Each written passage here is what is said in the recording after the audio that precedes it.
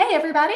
Just checking to see if I'm live now. We were having a little bit of technical difficulties on the back end. And so if you're hearing me right now, could you just drop something in the chat? I saw Michael, thank you for pinging me. I really appreciate that.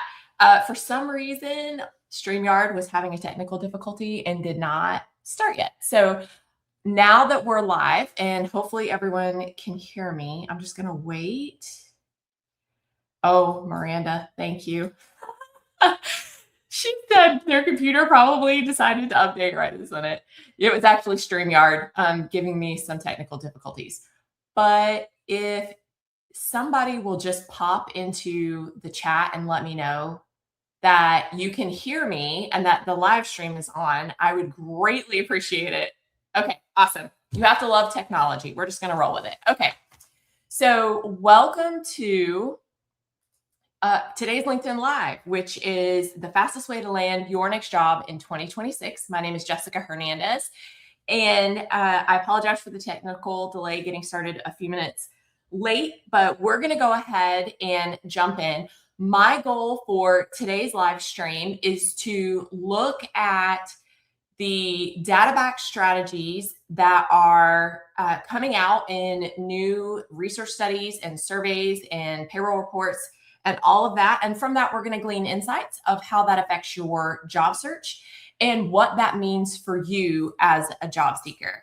So let's go ahead and get started with that. For those of you who are not familiar with me, most of you I know have probably already come to my live streams before or seen my content. I'm a LinkedIn top voice. I have been one since 2020, but I'm also a job search coach and strategist. And so my job is to equip job seekers with the methods, the techniques, and the strategies that are going to help you get hired faster. And so I'm a data nerd and a researcher, and I love to do that through data. I like to look at the numbers to see what's working and what's not working so that we can adapt our strategies for that. And so this whole live was born out of the fact that I kept hearing from readers and from job seekers and clients, I'm stuck. I don't know what to do. It's not working. I've applied. Now what? People are using LinkedIn, but they say LinkedIn's not really working. So what I want to do today is examine that, look at the numbers and tell you maybe a little bit about why that's not working and what you can do to change that. So the first piece of data I have for you, I've already pulled up on the screen. This is from Hunter. They are a job search tracking platform. So basically, instead of tracking all your applications on a spreadsheet, you can go in their site and you can, let's see, someone's asking me to zoom in. I don't really think I can, but let me see so that you guys can maybe see this a little bit clearer. Nope, it's not going to let me zoom in. Sorry. Okay, so basically what this is a graph that is telling us the interview rates across different job search sites. And why this is important is because they are tracking, Hunter is tracking. It's okay if it's blurry, guys, because I'm going to tell you what's on it. So don't be as worried about actually seeing like everything that's on the graph, because I'm going to walk you through everything that's on it. So what is going on with this is that Hunter tracks every single one of its users, like applications, where they're applying to, how they're applying, and whether that person reports back if they got an interview or not. So it's basically just tracking this graph specifically, the conversion rate for each site. And so at the top, you have Google, you have Well-Found, you have around the middle, Glassdoor, Indeed, and LinkedIn.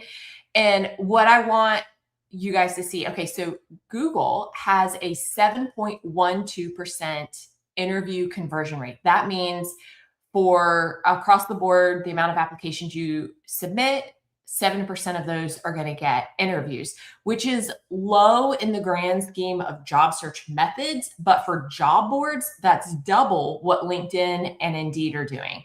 So Glassdoor has a 3.18% interview rate. Indeed is at 3.14, and LinkedIn is at 2.8%. 94.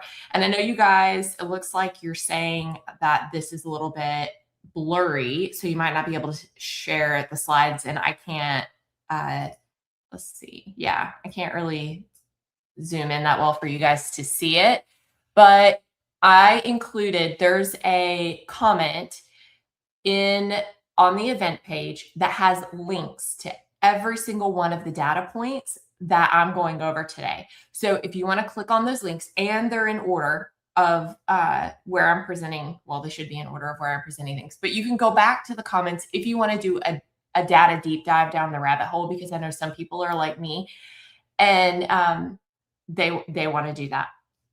Okay, but what I want you to see, the really, really important thing here is everyone, well, most people, not like every single person on the planet, but the majority of job seekers are using LinkedIn in their job search. And that's not a bad thing, but it's where the majority of people are applying, which means there's a ton more applications and noise and competition. And a lot of people don't think about this when they're thinking, well, why do I keep clicking easy apply? Why do I keep applying to jobs on LinkedIn and I'm getting ghosted or I'm not hearing anything? And it's because all of the jobs on LinkedIn are getting thousands of applications per job. And it's mostly Fortune 500s that are posting jobs on LinkedIn, because those are the type of companies that can afford to post jobs. And I don't know, you guys probably didn't hear this data, but Bankrates, one of their chairman or whatever, was talking about how, yeah, we have seen way more jobs being posted. And so, they're saying that the market, there's actually more hiring going on, but it was actually a single sector bump in the business services industry. It was not reflective of all industries across the board. And actually a large percentage of those were ghost jobs, because they're getting posted, but there's actually no intent to hire. And so there's a couple of different things going on in regards to that. So not only is there more competition on LinkedIn, you're looking at Fortune 500s as opposed to other companies. You guys can't see this, but I'm going to walk you through this. Okay. This Google bar right here with the 7.12% conversion rate for applications, the amount of applications reported, 2,064. So it's a 7% interview rate based on 2,064 applications. You go to Wellfound, it's a 5% with around 1,700 applications. We go down to Glassdoor, it's a 3% with 5,800 applications. Indeed, a 3%, 3.14% conversion rate with 42,000 applications. Okay, so you see the volume of applications is going up. When you get to LinkedIn, it blows every single other site out of the water. 2.94% conversion rate, but 326,774 applications. You guys, LinkedIn is where everyone is going to apply. And that's why you are not getting a response. That is why you're going to a job and you're seeing 1,000 people have already applied. That's why the Fortune 500s and the recruiters who actually do post jobs on LinkedIn are getting inundated with applications, and qualified candidates are getting lost in the noise.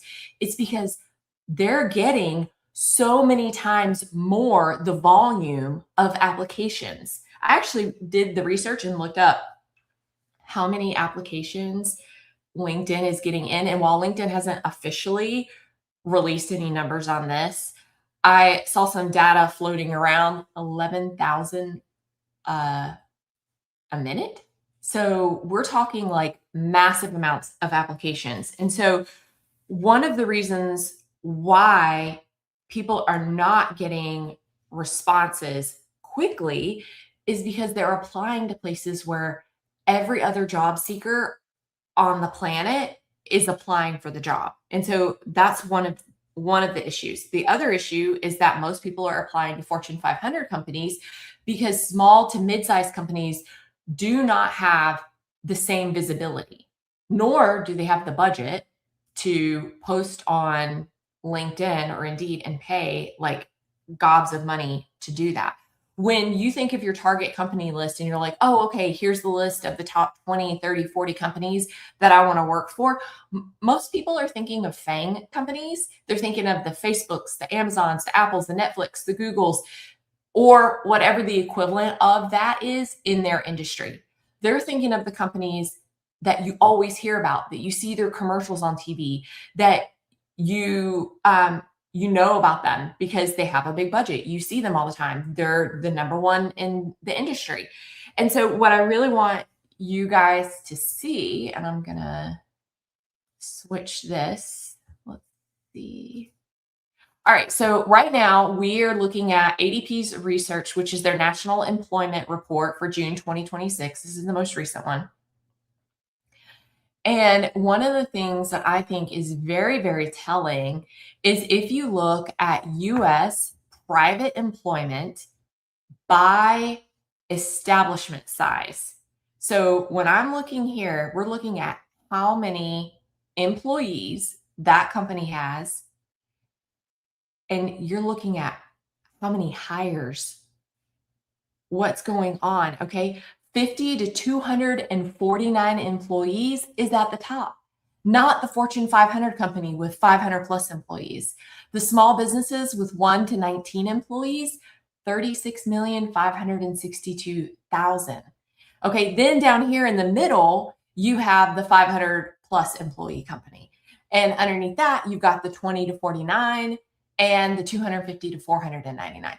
So if you are looking by how much hiring is happening, who's doing the hiring, the Fortune 500 companies are not at the top of that list. All right, we're going to look at this tab. This is the same ADP report. All I'm doing is scrolling down. This is the change in hiring based on the size of the company. So it's not just, what I want you to see is that it's not just where you're applying.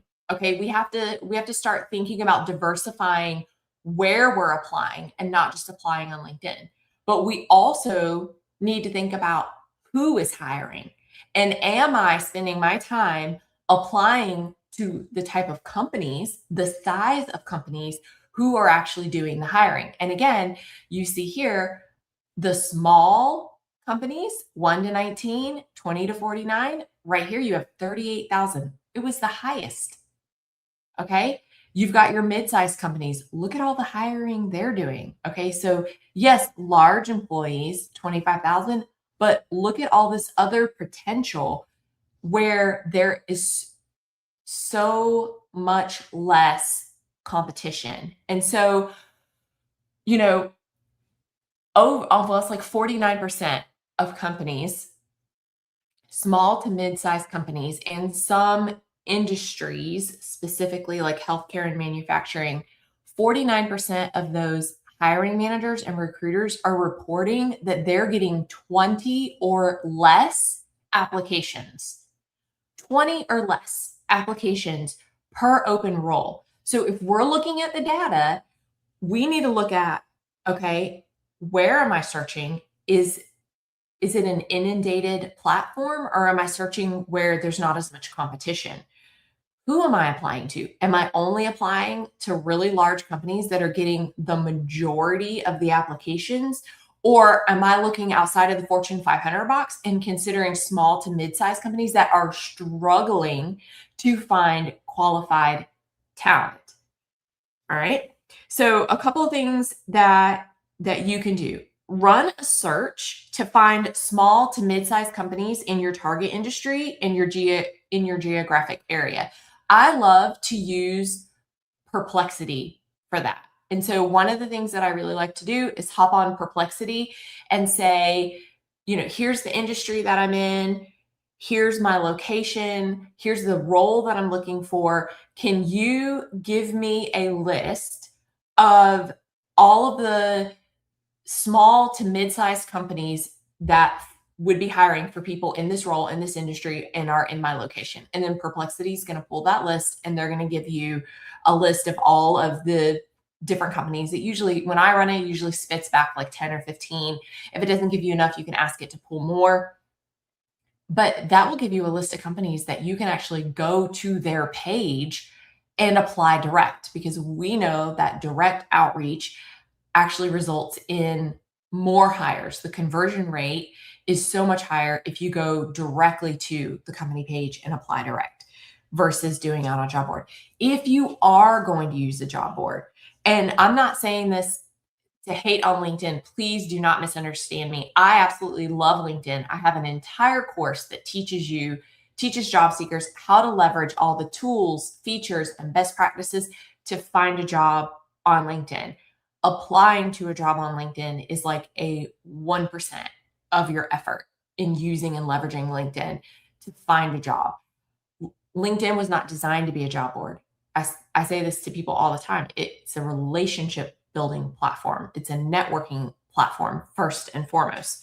Okay, so if you're going to use a job board, use a niche job board, because recruiters, hiring managers, and employers view candidates that come to them through niche job boards as specialists, not generalists, and they rate them as a higher quality of hire and fit for the role. You are 14 times more likely to get an interview if you apply via a niche job board. And then the niche job boards are different for every single person based on your industry and your geographic location and the role that you're looking for. So niche job boards can be specific to a role, they can be specific to an industry, and they can be specific to a geographic location.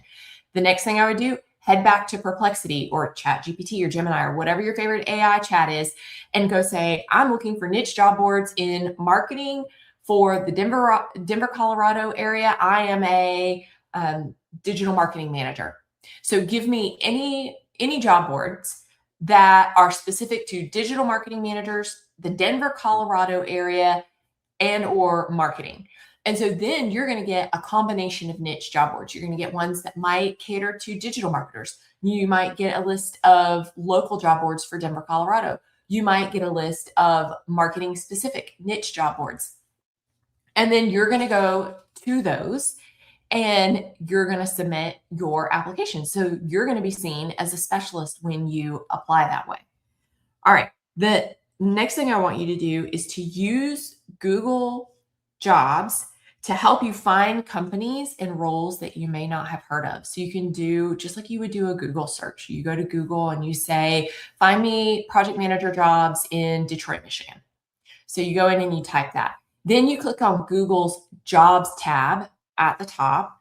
In fact, I could probably show you exactly what I mean. All right, so digital marketing manager jobs near me.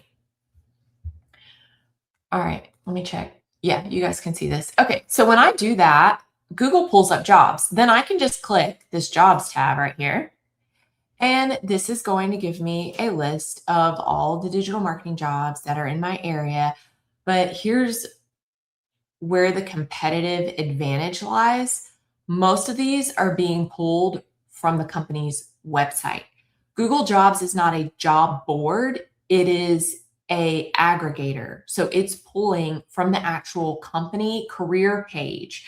This is the other reason why Google Jobs conversion rate of application to interviews is so much higher, 2 to 3 times higher than LinkedIn and Indeed, because you're not applying via job board. If you click this, it's going to take you right to the Girl Scouts of Gateway Council in Jacksonville, Florida, and it's going to take you to apply to that specific job. And it's the same. Any of these jobs, it's going to take you right to the job site. And so, yes, some of these might be like a staffing firm. Occasionally, I'll see a job board on here, but usually what you're going to see is the company, and it's going to take you to the direct company page. And that's why Google Jobs works so much better than some of these other like high volume job boards. Okay.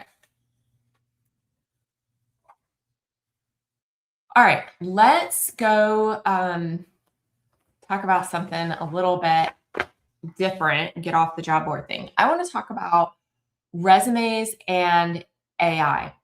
And the reason why I want to talk about this is because I have so many job seekers that are using AI to write their resumes. they know that AI is filtering out their resumes or filtering and parsing their resume. And first of all, I want to confirm that suspicion. And so let me see if I can pull this up. This is Insight Global, and this is their report that they came out with this year, even though it's on how hiring was done in 2025. And this is what they found. 99% of hiring managers use AI in the hiring process. And so that's not necessarily just screening resumes.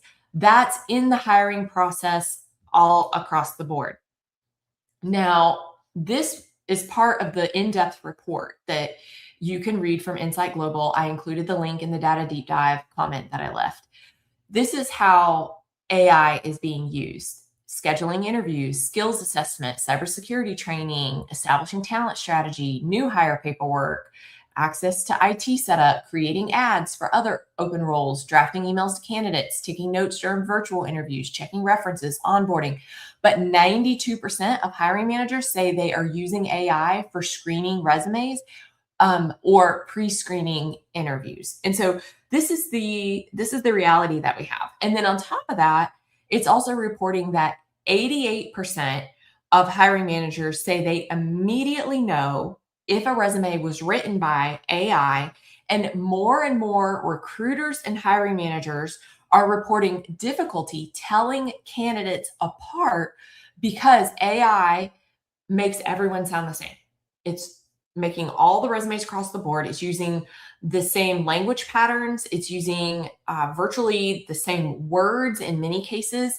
And we're humans, and pattern recognition is part of being human. It's what we do. So as a hiring manager or a recruiter, when you've seen 10 resumes and they all have the same sentence structure, say the same things, and use the same words, it's very easy for you to pick up on AI that person is using AI. So it's really easy to spot that. Now, I've seen some reports with varying statistics on recruiters and hiring managers that are actively rejecting resumes that they believe are written by AI. Now, is that completely unfair? Yeah, because they're using AI in the hiring process, but they don't want you to use it. But there are like a couple of different things going on with this that I want you to understand that are happening behind the scenes. Okay, so on the recruiter side of it, when everyone sounds the same, it's really hard to tell people apart. And part of your resume is standing out, making an impression, showing your qualifications and why you're different from other candidates. And if you're using AI to write your resume and it's making everyone sound the same, that becomes really hard to do. Then we have this whole other conundrum where a academic research study found that AI prefers its own AI. The chief software architect for NVIDIA commented just recently last month that job seekers would need to use the same AI that the filtering system, the company, the hiring system is using, because AI prefers AI. So basically what happened is they did this study where when the candidate used the same AI as the evaluator, they were between like 20 and 50 or 60% more likely to be selected by the AI as the candidate of choice. So they were preferred. And so this NVIDIA executive was basically saying you would have to have several resumes all written by different AIs, and you would have to match your resume submission to the AI that they were using. My question is, how are job seekers supposed to do that? How are you supposed to know what AI they're using? So Claude prefers Claude, ChatGPT prefers itself, Gemini prefers itself, and the humans that are reading the resumes prefer the resumes not be written by AI. And so it creates this whole incredible catch 22 that is completely unfair to job seekers. How are you supposed to work around all of that?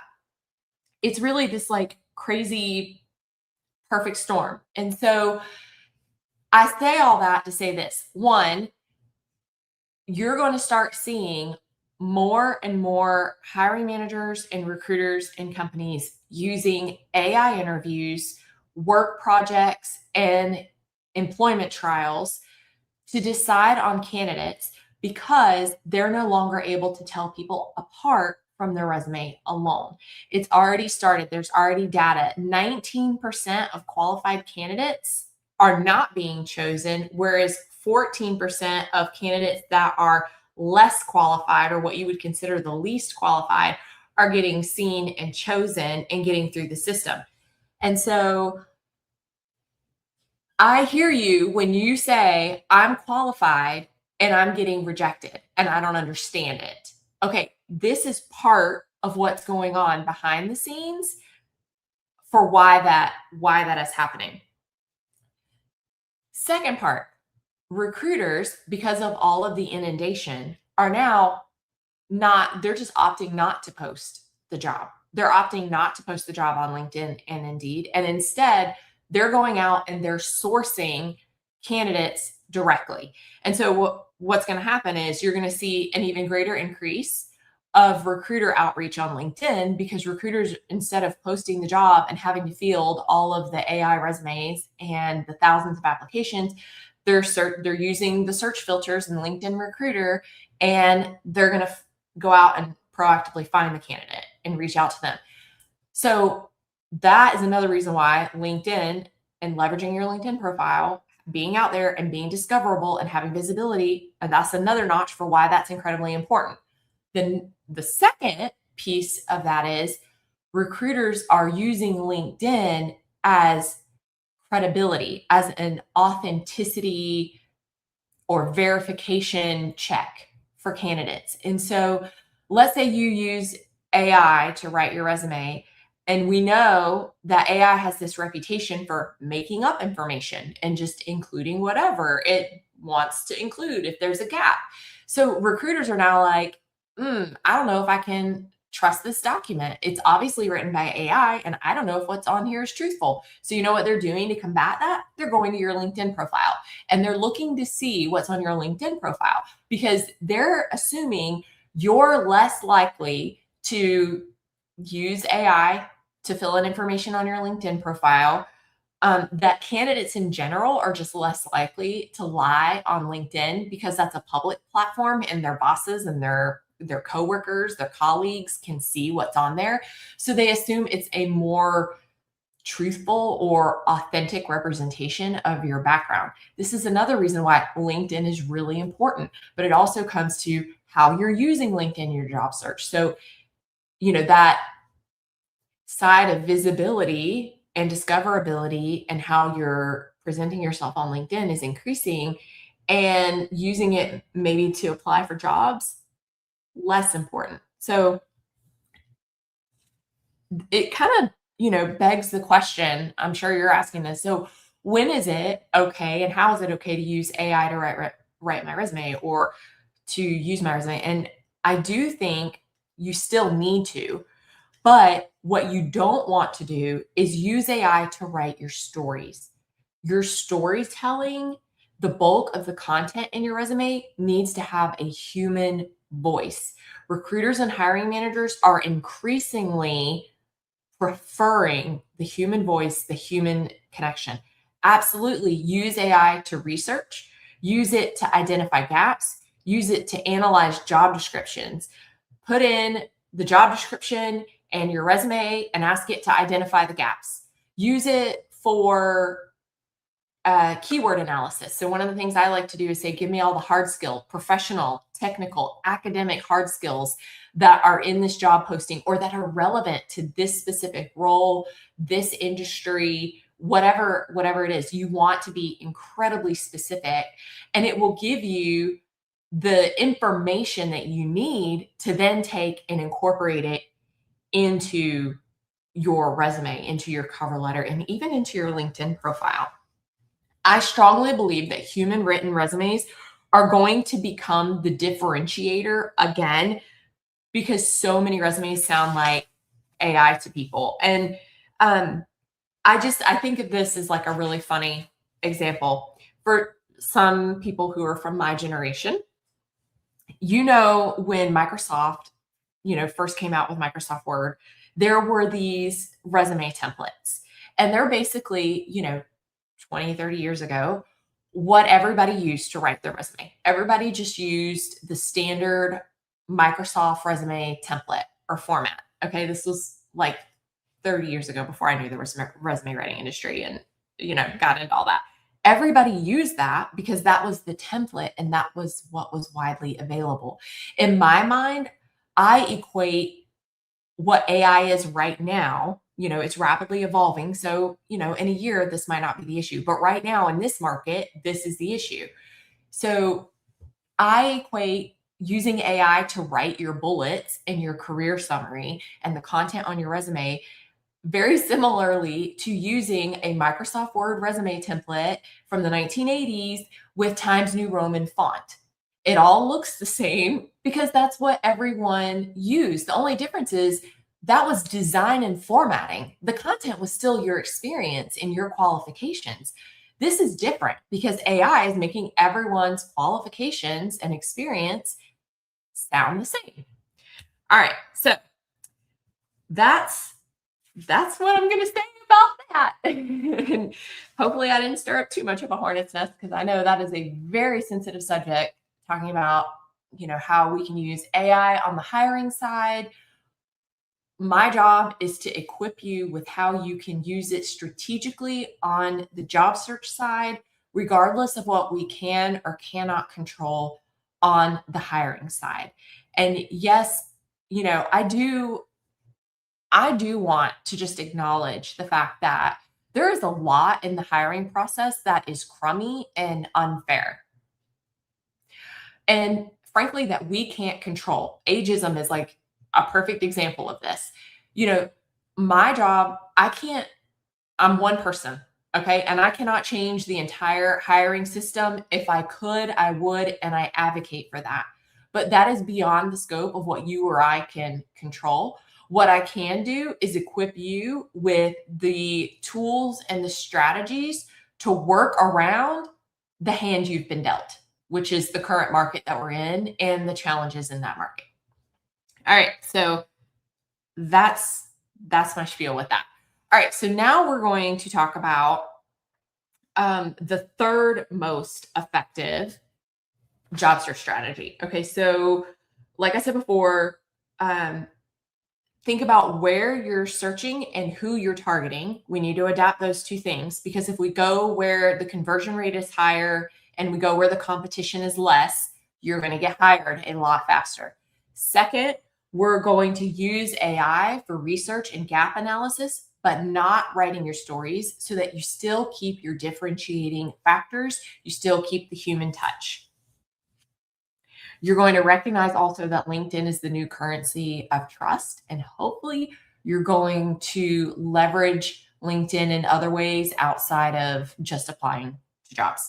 If you need more on that, I have a LinkedIn Unlocked course on my website that you could check out if you really want to maximize how you're using LinkedIn outside of just applying to jobs. But that's not what today is, what we're here for. All right, point 3, we're going to talk about leveraging the most effective and the fastest job search method. And I know a couple of people have already said this in the comments, like network.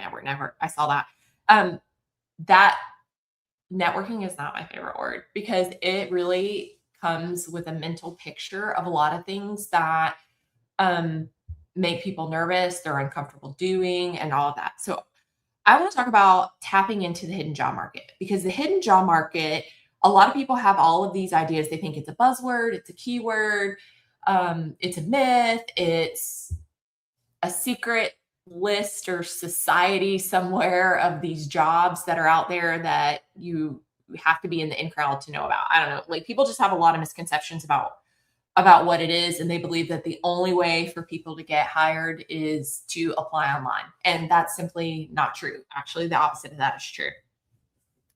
The hidden job market is essentially any job that is either posted or unposted, advertised or unadvertised, that is filled through conversations, connections, and referrals. When you tap into the hidden job market, you're basically leaning on the power of referrals to help you land an interview and an offer. And I want to share, this is a really interesting data point. This is Aaron, the Aaron app, which is a referral app, or I don't know, software system, whatever you want to call it, to help companies process employee referrals, get them work them out, because more companies want to do that. And they commissioned this research study through Lighthouse Research and Advisory on the impact of employee referrals on hiring in 2026. And here's some really interesting data. This has jumped significantly. Right now, 1 in 3 employers, I've been tracking this data for 2 or 3 years now from them, because they're constantly putting out data on the impact of referrals across many, many different companies and industries and all that. 1 in 3 employers are using referrals right now to cut applicant noise, to cut through a bloated applicant pool, to focus on pre-qualified talent, because referral hires cost 50% less on average. They are rated a better quality of hire. They are rated a better culture fit. There's all kinds of data out there on how a referral coming into the company will actually save the company $7,500 on average and make the company tens of thousands of dollars more than someone who was not a referral. And so not only is it a faster, better hire for the company, but really what it comes down to on their side of it is that it reduces risk, it reduces costs, it increases longevity and loyalty, it increases their bottom line. It makes sense in every single regard for companies to actively court employee referrals. And so while this data from 2026 is 1 in 3 companies, there's other data saying 84 to 87% of companies, this kind of varies based on industry and company size, rely on referrals. Small to mid-sized companies rely on them even more. And they're not even doing it from a risk perspective like a Fortune 500, because a Fortune 500 company, what they care about is reducing risk. They care about making a hire that isn't going to turn around and leave, that's going to be the right fit for the role, that's not going to cost them a ton of money. So yes, it makes sense for them, but a small business does it because it's a good culture fit. They do it because of trust. So there's, yes, the money comes into it too, but I would even say, as a small business owner myself, when I need to hire a new writer for my team or a new manager or whatever, I go to my network first. I reach out to my colleagues in the industry and I say, hey, I'm looking for a new coach for my team. Do you know of anyone? And I reach out to my other connections and I say, hey, I'm looking for a certified resume writer. Do you know anyone? And so there's this whole side of it on the employer side that is so important. But then on your side of it, candidates are 7 times more likely to trust a company that promotes employee referrals. And in addition to that, someone actually did the data, ran the numbers on this. Okay, so you are 10 times more likely, 10 to 14 times more likely to get the interview if you have a referral. You're 5 times more likely to get the offer if you have the referral. Without a referral, you have to work 14 times harder. And some of you guys already know this because you're literally living this in your job search when you're applying to jobs online and they're vanishing into thin air.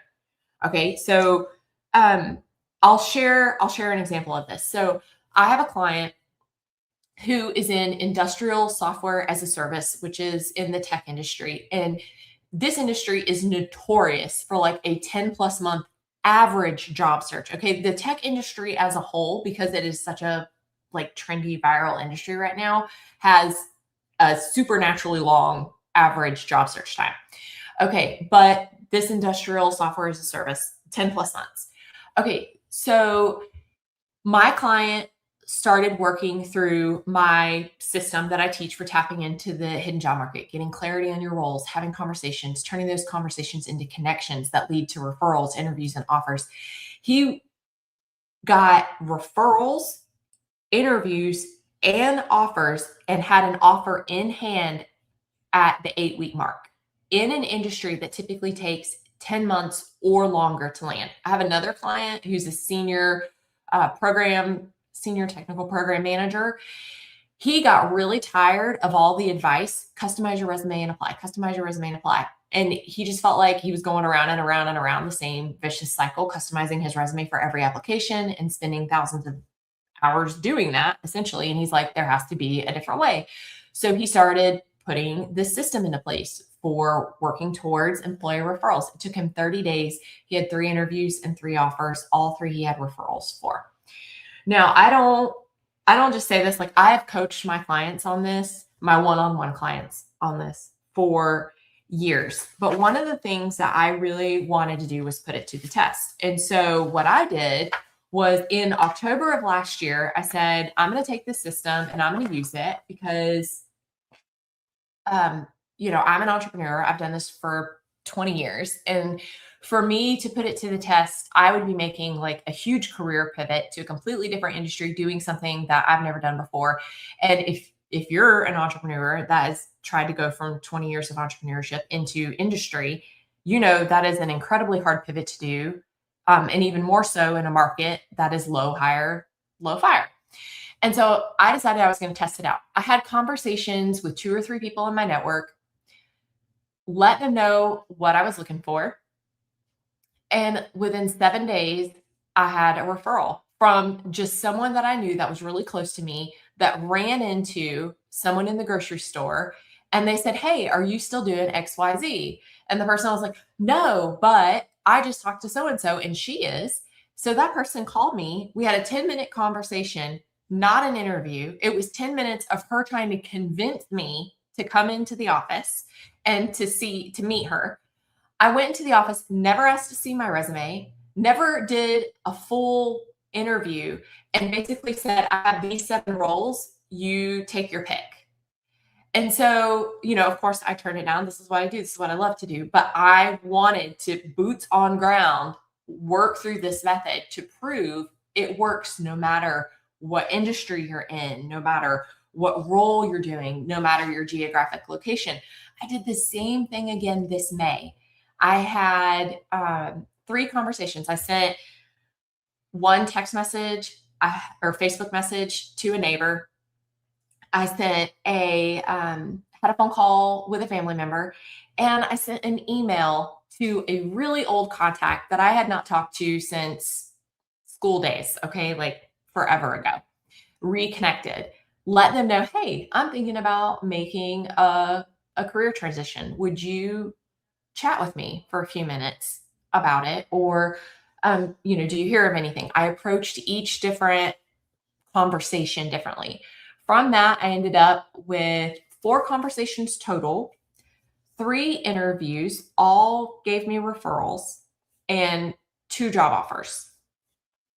Okay, so I say that because a lot of people, when they think, oh, referrals, I have to do networking. But really, what is networking? Networking is conversations. You're having conversations with people. And those conversations do not have to be with strangers. They do not have to be at large networking events. They do not have to be at really job fairs. Like one of the things I'm really passionate about, because I am an introvert and I do not enjoy going to large networking events full of strangers, is teaching people that there's a way you can have conversations with people who are close to you, that you already know, that you already trust, that already like you, who will help you in your job search. It's just gaining that clarity on exactly where and who you're targeting, making sure that your documents align with that, And then having the conversations in the right way so that they offer to refer you. And if they don't, you're asking the right questions so that you can mention their name as a referral when you do outreach to the hiring manager or to the decision maker or to the recruiter. There's an entire way that you can do that. And so basically what I wanted to do is teach people that system and teach people how to do that. And so what I did was I put together a course called Mastering the Hidden Job Market. And so there's a URL at the bottom. If you're interested, like if this is your like, okay, I really need to take the time to learn how to do this and to invest in trying to get more employee referrals, because this is going to be my fastest, most effective way to get my next job offer. I put everything that I tested out, everything I teach my clients, all the scripts for the conversations that you're going to be having, all of it is inside of my course. It actually launches tomorrow, but if you're on this live, you can get early access, plus you'll get 50% off with the code hired now. That's on my website, greatresumesfast.com, and the URL is forward slash mastering the hidden job market. But that is here on the website. And so the other thing, that I would encourage you to do, if you're on my email list, I'm going to send out a copy of the replay, because I know that I got started 6 minutes late from, my computer saying like, not today, but I'm going to send out the replay to everybody on my email list. So if you already get my emails, great. You'll have the replay that way.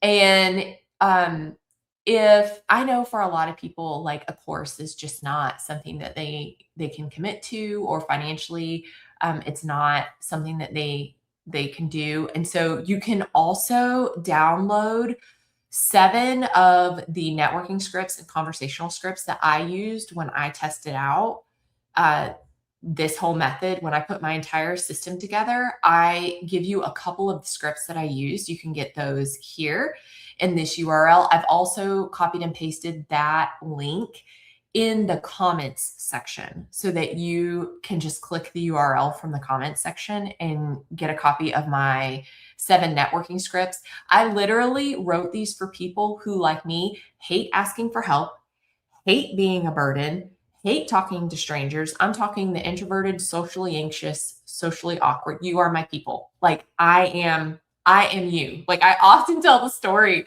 to my readers that I once left an award banquet, a nonprofit award banquet, like halfway through, because all of the small talk and the awkward, like that just gives me hives. That's not my idea of a good time.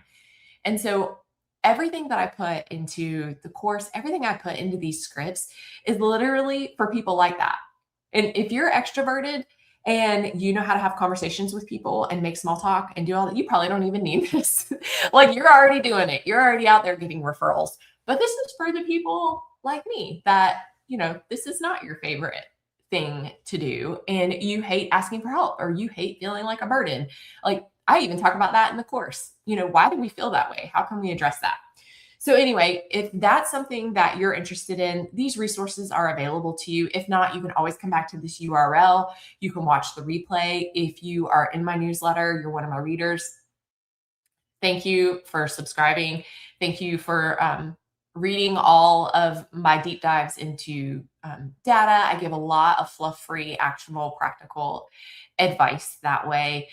If you enjoyed today's LinkedIn Live and you learned something that you're going to take and apply to your job search, I really hope you did find a takeaway that you can just walk away and implement in your search today. I encourage you, execute, execute, execute. Take what you learned, go put it into action today.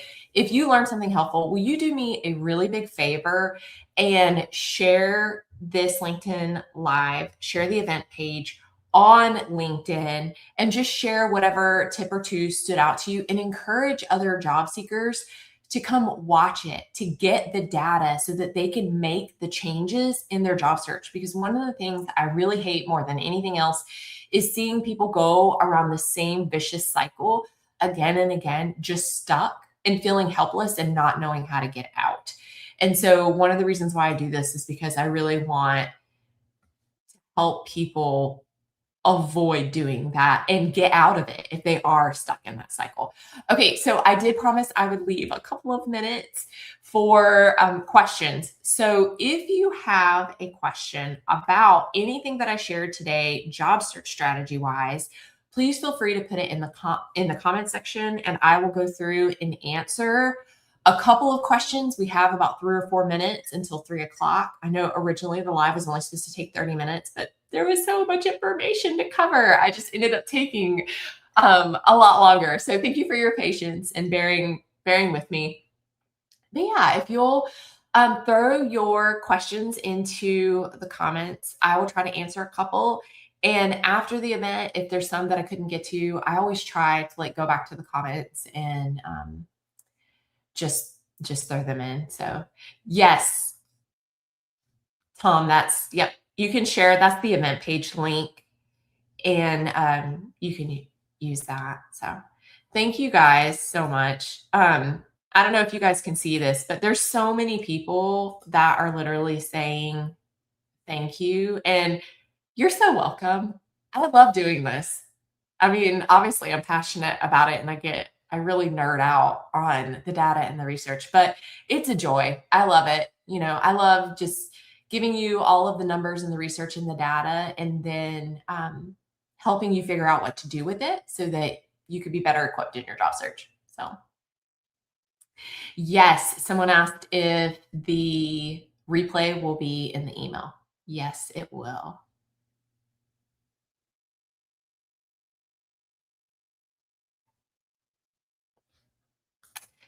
You're welcome, Cheryl. I'm really glad you're going to try Google and Perplexity. I really encourage you to do that. You're so welcome, Chuck. Oh, not sure who put this, but I did already. Actually, before I went live, I put all the research report links and the links to the course and the free scripts I put in the comments. So I know there's a lot of comments because my lives get like hundreds of comments. So you might have to scroll a little bit, but I will go back on after and repost the links so that you guys will have access to the networking scripts, access to the course link with the coupon code to get 50% off the course. That's good for 48 hours. If you really want to dive down the referral, networking, conversations, hidden job market rabbit hole, I highly recommend that system to do that. Oh, here's a good question. Do you recommend the same approach for someone pivoting from nonprofit work to for-profit work? Yes, I absolutely do. Tracy, yes. Yes. Do you know that resume template has been downloaded and used by more than 100,000 job seekers to land their next job? And, yes, it's partially the format and the template because it is structured in a way that gives hiring managers the information that they need. But I think what really makes it so much more effective is that it comes with all of the emails. It's like a mini course that walks you through writing like each different section of the resume template. And then it's your own content. And so I get so many success stories from that. But yes, you can absolutely still use that. Oh, thank you, Hector, for your ongoing support. You are so encouraging and such a cheerleader. I really appreciate that. You're always on my lives and supporting my work. Okay, let's see. This is a good question, and I don't know. I know that there are companies that are posting ghost jobs on LinkedIn, and they're doing it for a variety of reasons to make it look like there's growth, to gather market intelligence, for internal measures. I'll tell you, I had a significant other that applied for a promotion at work, and the HR team at the company, at the nonprofit, made his boss post the job out on the internet, even though she already knew she was going to hire him for the role, still made them post. To me, that counts as a ghost job. So the 7 scripts are not a course. They are a PDF download that has the conversational scripts that I used when I was testing this method out and that I give to my one-on-one clients. And that I also, some of them are in the course, but I also include a lot more in the course for each stage of the process, not just how to start the conversation, but how to carry the conversation into a connection and how to turn that connection into a referral. And so there's, 3 steps in the process, and you want to make sure that you're using all 3.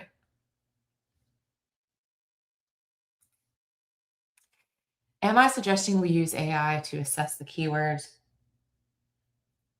Mhm. Lonzo, that's exactly what I'm suggesting. Absolutely use AI to analyze, to do research. Where are the gaps between this job posting and my resume? What are the gaps between my experience in the industry? What hard skills are listed in this job ad that are not on my resume or my LinkedIn profile? And then you go back and write and make sure that they're included. Is there an AI job application service you would recommend? If you're talking about something like Lazy Apply, I really don't recommend those. One, they're going to shoot your applications off to jobs that are not like a great match.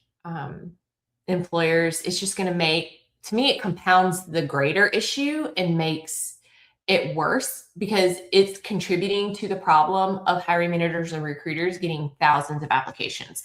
I think your time and money would be better spent in figuring out what small to mid-sized companies you could reach out to. And if you have any connections inside of your immediate circle, that could connect you with someone inside one of those companies.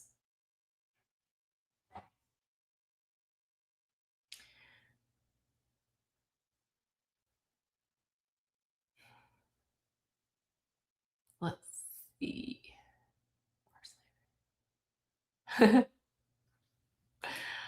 Oh man, I really feel for you on that. Who do not know how to interview. That I know that's not really a question, but I just want to commiserate with you because I know that happens a lot. Terry, I do have information on overcoming ageism. I have a couple of articles on my blog, greatresumesfast.com/blog. I also did a LinkedIn Live a couple of months ago, earlier. I think it was either earlier this year or in the fall of last year, specifically on ageism. You could look through my past events on LinkedIn and probably find that one, and it would help. That's actually going to be the topic of my next course that I develop because this is a whole systemic issue that people need help overcoming. Okay, let's see. All right, I think I've about covered everyone's questions, and it's after 3:00. So I'm going to go. Thank you guys so much for coming today. I really enjoyed it. Please take a few minutes, check out the free resources I shared. Please share this with your network on LinkedIn so that other job seekers can get a hold of the data and the information and the techniques that I have shared. And I just know you're all in my thoughts. You're in my heart. I post Sunday prayers every Sunday. I pray for you guys. I know how hard it is. I know it's not easy being in the middle of a job search in this market. So know that I'm thinking about you. If I can do anything to support you, please don't hesitate to reach out. And I appreciate your support. And I will be sending out a link to the replay soon. Thanks so much. And you guys have a great day.